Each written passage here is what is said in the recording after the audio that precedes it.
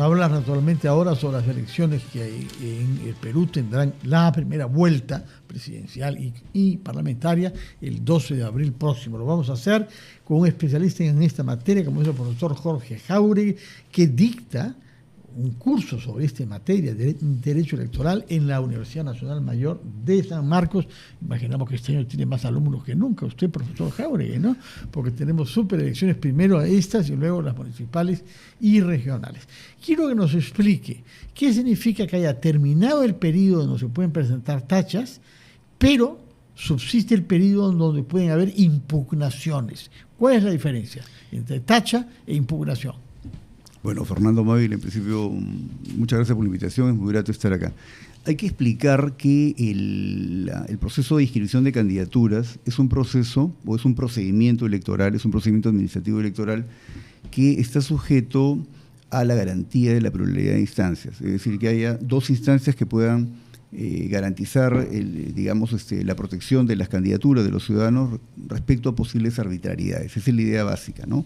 Entonces, esto hace que tengamos un primer nivel de calificación a nivel de los jurados electorales especiales y una segunda instancia que resuelve en forma definitiva, ¿no?, que es el Pleno del Jurado Nacional de Elecciones. Para este fin, y considerando que tenemos un universo muy grande de candidaturas y tenemos además más tipos de elecciones que los que regularmente hemos tenido, porque usualmente teníamos elecciones parlamentarias y elecciones presidenciales, pensando en las elecciones de representación política. Pero ahora tenemos elecciones presidenciales, que son exactamente igual a las que hemos realizado siempre, elecciones para Senado, que es una cosa nueva, y elecciones para diputados, que más o menos es igual a las elecciones parlamentarias anteriores. Esto sumando una elección adicional que es la de Parlamento Andino, que no constituye un espacio de representación, pero sí constituye una representación, no, o sea, una representación política, quiero decir, pero sí es una representación de los peruanos en un proceso de integración muy importante como es el de la comunidad andina. Entonces son 4 tipos de elecciones y muchas elecciones simultáneas. Y muchos candidatos. Y muchos candidatos. Y muchos candidatos a los que hay que revisar. Ahora, cuando hablamos de impugnaciones, ¿cuáles son los motivos por los cuales puede un candidato ser excluido en esta etapa?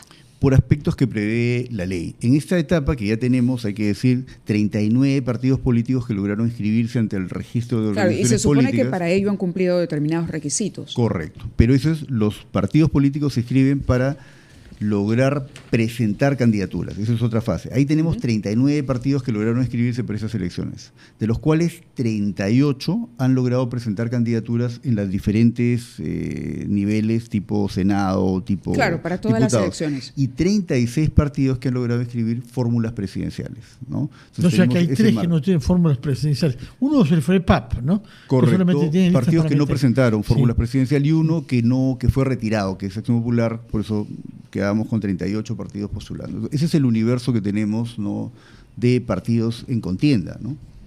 Claro, pero yo le preguntaba exactamente por qué un candidato podría entonces quedar fuera. ¿Qué es lo que se podría detectar en este periodo que se Correcto. abre este nuevo capítulo para que finalmente, pase, ¿no?, una vez inscrito, o de pronto se le retire de la contienda electoral? Correcto. Mire, en esta fase ya hemos superado ya la fase de calificación de las candidaturas. Sin embargo, ya tenemos admisión firme de las candidaturas. Sin embargo, si el jurado electoral especial detecta, por ejemplo, que alguna candidatura omitió declarar sentencias penales, esto puede ser una causal por la cual pueda retirarse la candidatura. Podemos también... Usted dijo que es algo establecido en la ley. Ahora, correcto, el caso de las omisiones también ha sido visto en el primer periodo de tachas. Correcto, pero es un proceso que continúa, porque es demasiada información. Usted imagínese, ¿no?, 36 fórmulas presidenciales, además de las candidaturas para Senado y diputados, es un universo muy amplio. Entonces, que se conozca que se haya omitido, por ejemplo, sentencias. Una sentencia penal. Una sentencia. A ver, tenemos que cumplir con nuestros anunciantes, pero nos gustaría que sigan mencionando. Correcto, para que la tengamos. Son 3 específicas. Primero, que se detecte la declaración de una... Para retenerlas con calma, yo le rogaría, como le ha pedido Mávila, vayamos primero a una pausa y luego nos explique esas 3 específicas, como dice usted.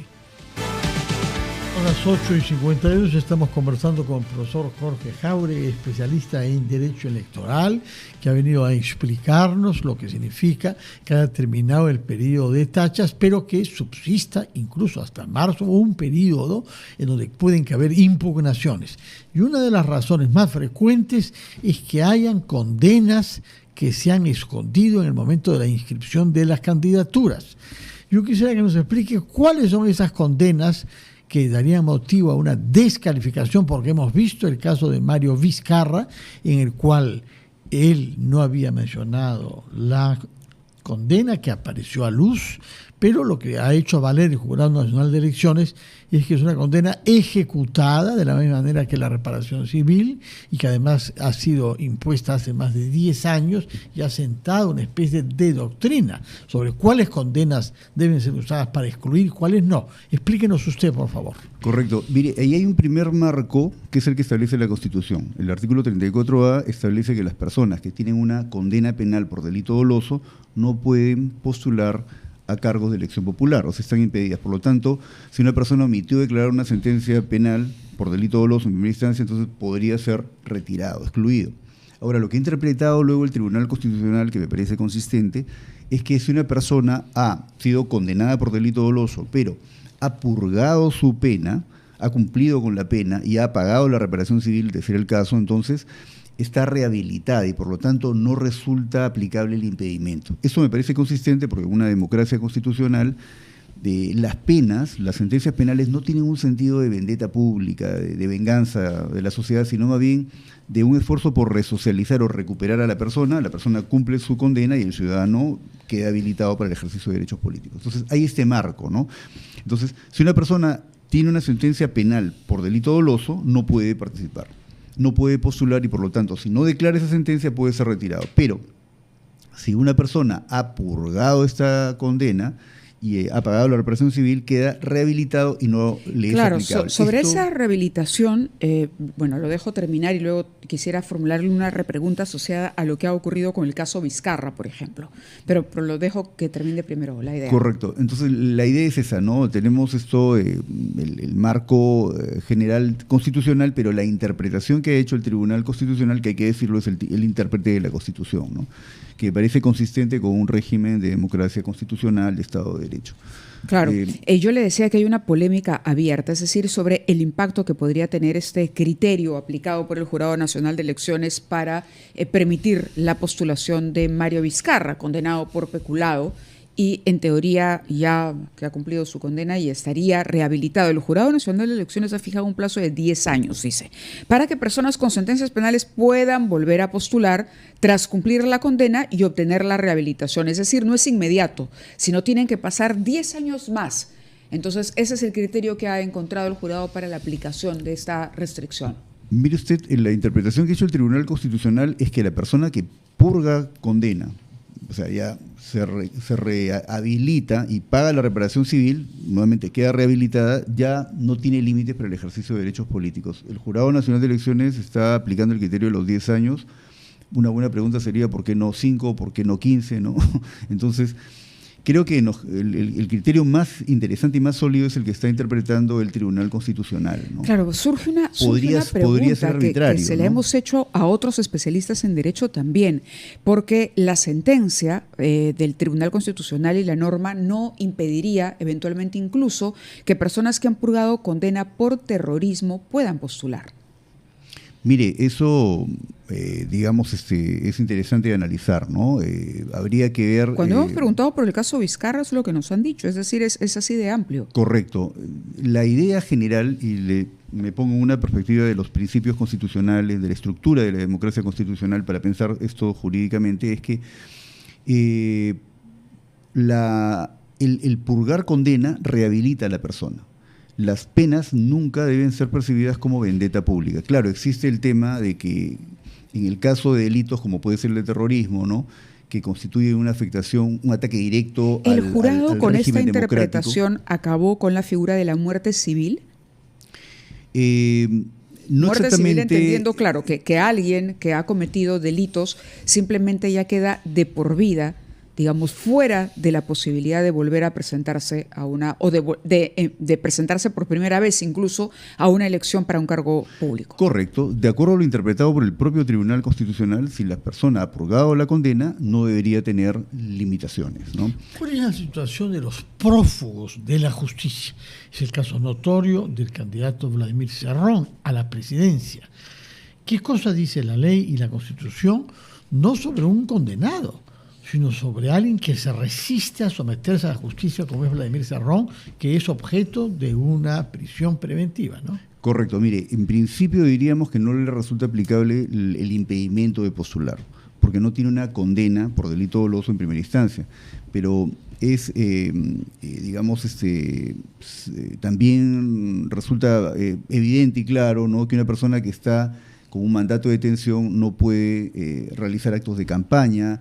¿Y qué sucede si esa persona gana? Una persona, pongo un supuesto hipotético, gana, va a ser detenida inmediatamente. Entonces, ¿no? Hay un periodo entre que la persona gana y va a asumir el cargo. Entonces, esto es complejo y da cuenta más bien del deterioro que tenemos nosotros en nuestra dinámica democrática, ¿no? No es lo idóneo, no es lo que se espera, ¿no? Y lo que estábamos analizando es particularmente para el caso de personas condenadas.